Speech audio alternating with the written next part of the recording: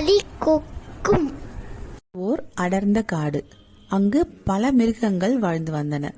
அந்த காட்டில் தந்திரமிக்க நரி ஒன்று வாழ்ந்து வந்தது. அதற்கு எப்போதும் யாரையாவது ஏமாற்றி அவர்கள் ஏமாறுவதைக் கண்டு மகிழ்வது ஒரு பொழுதுபோக்காகும். அதே காட்டில் அறிவுமிக்க அழகான வெள்ளை கொக்கு ஒன்று இருந்தது. அந்த கொக்கு அனைத்து மிருகங்களிடமும் நல்ல மதிப்பை பெற்றிருந்தது. அதை நரியால் ஏற்றுக்கொள்ள முடியவில்லை. அந்த கொக்கை எப்படியாவது ஏமாற்ற வேண்டும் என்று நினைத்தது. ஒரு நாள் அந்த கொக்கு நரியின் குகை இருக்கும் வழியில் வந்து கொண்டிருந்தது. நரி அந்த கொக்கை பார்த்து, நண்பனே, உன்னுடைய அறிவை பற்றி நான் கேள்விப்பட்டிருக்கிறேன். நான் நாளை உனக்கு ஒரு விருந்து வைக்க விரும்புகிறேன். உன்னால் வர முடியுமா என்று கேட்டது. கொக்கும் சரி சரி வருகிறேன் என்று மகிழ்ச்சியுடன் கூறி சென்றது. நரியும் விருந்துக்காக சுவை மிகுந்த சூப் ஒன்றை தயார் செய்தது. அன்று மாலை கொக்கு நரியின் இடத்திற்கு சென்றது. நரியோ தன் திட்டப்படி சூப்பை அகன்ற 2 தட்டுகளில் ஊற்றியது. ஒன்றை கொக்கிடம் கொடுத்தது. கொக்கினால் வாய் அகன்ற அந்த தட்டில் உள்ள சூப்பை குடிக்க முடியவில்லை. நரியோ தன் நாவால் நக்கி நக்கி மகிழ்ச்சியுடன் அந்த சூப்பை குடித்துவிட்டு, நண்பனே, நான் செய்த இந்த சூப்பு உனக்கு பிடித்திருக்கிறதா? உனக்காக செய்தேன் என்று சிரித்து கொண்டே கேட்டது. கொக்கு ஏமாற்றப்பட்டதை உணர்ந்தது.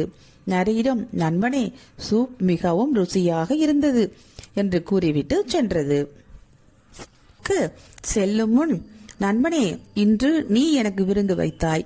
பதிலுக்கு நானும் உனக்கு நாளைக்கு விருந்து வைக்கலாம் என்று நினைக்கிறேன். உன்னால் வர முடியுமா என்று கேட்டது. நரியும் வர சம்மதம் தெரிவித்தது. நரியோ கொக்கை ஏமாற்றிவிட்டேன் என்ற கர்வத்துடன் மிகவும் மகிழ்ச்சியாக உறங்கச் சென்றது. கொக்கு பசியுடனும் வருத்தத்துடனும் பறந்து சென்றது. அடுத்த நாள் கொக்கு நரிக்கு ஒரு நல்ல பாடம் புகட்ட வேண்டும் என்று நினைத்து பலவிதமான இறைச்சிகளை போட்டு ஒரு சுவையான சூப் ஒன்றை தயார் செய்தது. அதன் வாசனை அந்த காடு முழுவதும் பரவியது. அந்த வாசனையை நுகர்ந்து கொண்டே நரி கொக்கின் இருப்பிடத்திற்கு வந்தது. வந்தவுடன், நண்பா, வாசனையே வாயில் வரை வந்துவிட்டதே என்று கூறிக்கொண்டே வந்தது. கொக்கு நரி வந்தவுடன் இந்த சுவை மிகுந்த சூப்பை சிறிய வாய்க்கொண்ட 2 குவளைகளில் ஊற்றியது.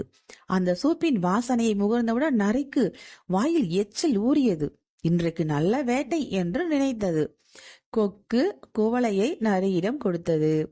கொக்கு தன் வாயை குவளையில் நுழைத்து சூப்பை ருசித்தது. நரியினால் கிளிய துளை கொண்ட அந்த குவளையில் நுழைந்து குடிக்க முடியவில்லை.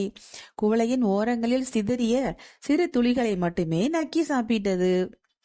கொக்கு நரியை பார்த்து, சூப் எப்படி இருந்தது என்று கேட்டது. நரியும், மிகவும் அருமை, இது போன்ற ஒரு சூப்பை நான் குடித்ததே இல்லை என்று பொய் சொல்லியது. அப்போது தான் ஏமாற்றப்பட்டதை உணர்ந்தது.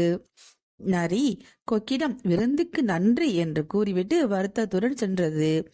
போகும்போதுதான், நாம் மற்றவர்களை ஏமாற்றும் போது அவர்களும் இப்படித்தானே வருத்தப்பட்டிருப்பார்கள் என்று யோசித்துக் கொண்டே சென்றது. இந்த வருத்தம் இனிமேல் யாருக்கும் நம்மால் ஏற்படக்கூடாது என்று ஒரு முடிவுக்கு வந்தது. Thank you for watching this video. If you enjoyed it, please hit the like button and the bell notification icon.